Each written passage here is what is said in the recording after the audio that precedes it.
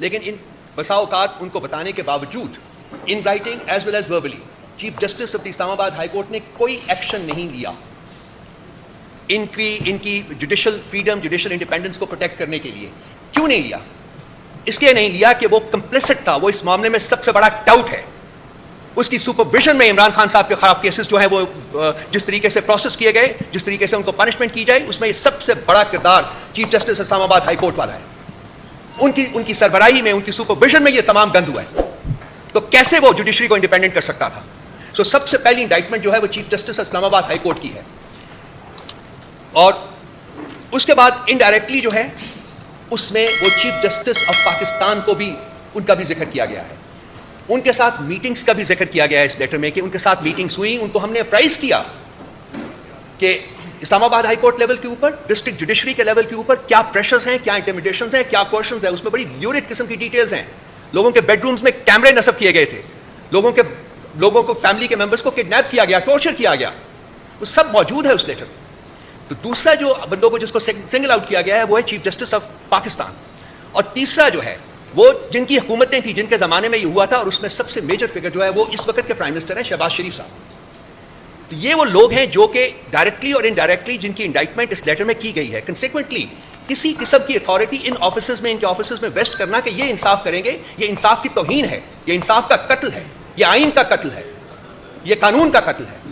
اور یہ جو تماشا کل کیا گیا ہے 2 دن وہ فل کورٹ بلا کے اور اس کے بعد پرائم منسٹر صاحب سے ملاقات کر کے جی کہ پرائم منسٹر صاحب کسی ریٹائرڈ جج کی سپرویژن میں ایک کمیٹی کانسٹیٹیوٹ کریں گے, کمیشن کانسٹیٹیوٹ کریں گے. کیا ایک ایلیجڈ مسلم, ایک نامزد مسلم مجرم, کیا اس کو یہ رائٹ ہے کہ وہ اپنے مقدمے میں خود ہی جج بنے؟ کیا وہ اپنے بارے میں, اپنی انڈائٹمنٹ کے بارے میں prime minister of Pakistan, so called prime minister of Pakistan, planted prime minister of Pakistan, اس وقت کیا وہ یہ خود ڈیسائیڈ کرے گا کہ میں مجرم ہوں یا نہیں ہوں؟ کیا مذاق کر رہے ہیں یہ لوگ بیٹھے ہوئے یہاں؟ پی ٹی آئی نے سمرلی اس کو ریجیکٹ کیا ہے کل, اور ہم ہر وہ قدم اٹھائیں گے جس کی آئین اور قانون ہمیں اجازت دیتا ہے. ہم یہ مذاق نہیں ہونے دیں گے. ہم چاہتے ہیں کہ اس لیٹر کی جو ریکمنڈیشن ہے, جو کہ جوڈیشل کنونشن ہے, کیوں جوڈیشل کنونشن وہ کہہ رہے ہیں کہ کیا جائے. انہوں نے کہا یہ تو ہم صرف 6 لوگ ہیں, اس کے علاوہ ہنڈریڈز آف ادر ججز آپریٹ ان دس کنٹری. ہم چاہتے ہیں کہ وہ بھی اپنے ایکسپیرینسز جو ہیں وہ بیان کریں, وہ بھی ہمیں بتائیں کہ ان کے ساتھ کیا بیتی ہے, کیا بیت رہی ہے, کس کس طریقے سے ان کو پریشرائز کیا گیا ہے. یہ لیٹر جو ہے اس کو ہم انڈر دا رگ پش نہیں ہونے دیں گے. یہ پی ٹی آئی کی کنوکشن ہے اور یہ پی ٹی آئی کی ریزولو ہے کہ ہم ہر وہ اسٹیپ لیں گے جو کہ جس کی آئین اور جس کی قانون ہمیں اس کی اجازت دیتا ہے. اور ایک نامزد مسلم مجرم کو اپنے ہی کیس میں خود جج بن کے فیصلہ کرنے کی اجازت نہیں ہے اور نہیں ہونے دیں گے. شیم آن دوز پیپل جنہوں نے یہ ریکمینڈ بھی کیا ہے کہ اس قسم کی کوئی کمیشن بنے under the command of the fake prime minister of this country. یہ اس وقت آپ جو وٹنس کر رہے ہیں وہ ہے جوڈیشل سرنڈر.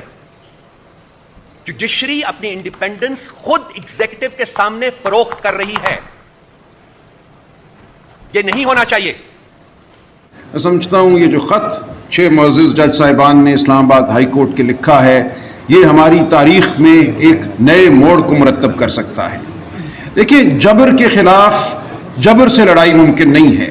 طاقت تو ان کے پاس ہمیشہ ہم سے زیادہ ہوگی, پستول بندوق ان کے پاس ہم سے زیادہ ہوں گے. ہمارے پاس اصول کی طاقت ہے, ہمارے پاس حق کی طاقت ہے, اور ہمارے پاس وہ طاقت ہے جو عوام کی طاقت ہے.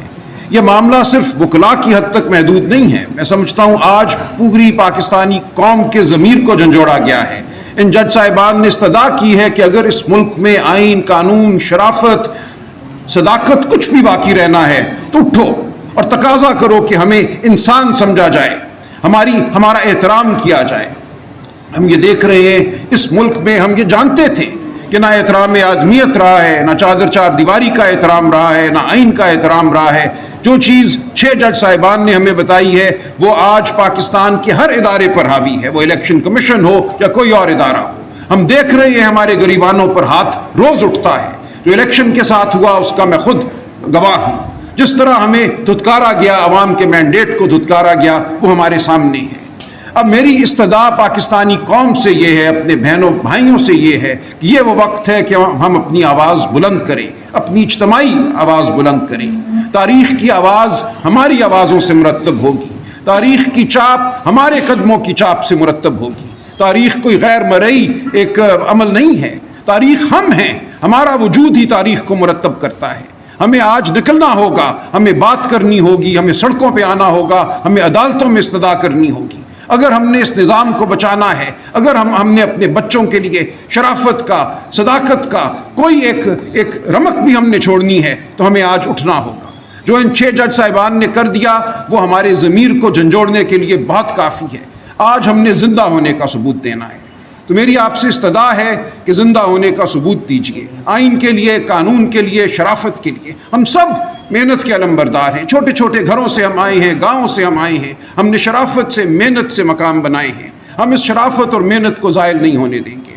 میری آپ سے گزارش ہے کہ اپنی خاطر، اپنی آنے والی نسلوں کی خاطر اٹھیے، ہمارا ساتھ دیجیے۔ بہت شکریہ۔